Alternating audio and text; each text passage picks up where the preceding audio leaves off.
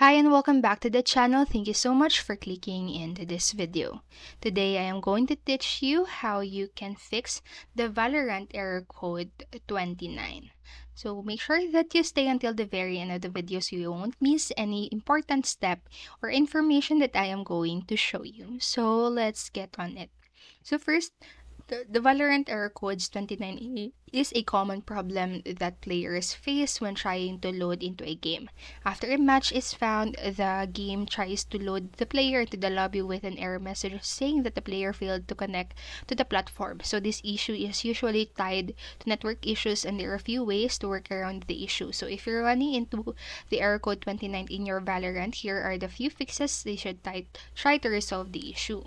So the easiest workaround for error code 29 in Valorant is to spam your WASD keys if you are stuck into loading the game, and in most cases network issues can prevent you from loading in.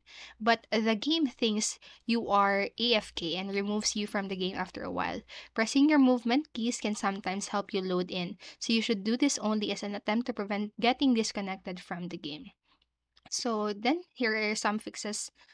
First, what you can do is to restart your computer. So to do that, just simply press the Windows key on your keyboard and click onto the power icon and click on restart and see if that fixes the problem.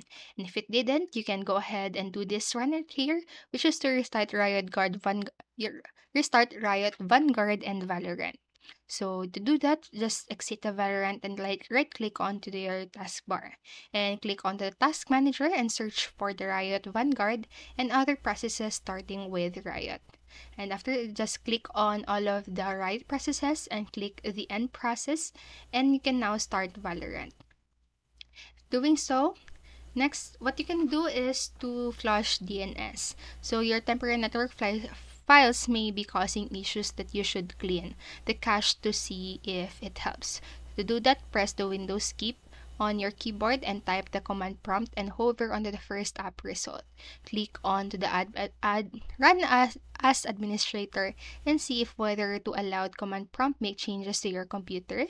Then after that, select yes. So you should now get a new window with a black screen, and on that, type this commands right here, the ipconfig flush DNS, and then press enter, the ipconfig register DNS, and then press enter again, and then ipconfig / release, and then press enter again, and then ipconfig / renew and press enter again, and then lastly this net sh wins sock reset, and then press enter and restart your computer. So you can even log into your router and go and head to the setup page, leave all existing settings intact, and change your primary and secondary DNS to any of the following. So there are also some app you can install that can toggle open DNS on or off. So that's it for this video. I hope this helped you, and if it did, please make sure to like, subscribe, and click notification bell button so you won't miss a video. Thank you so much for watching and have a great day. Bye bye.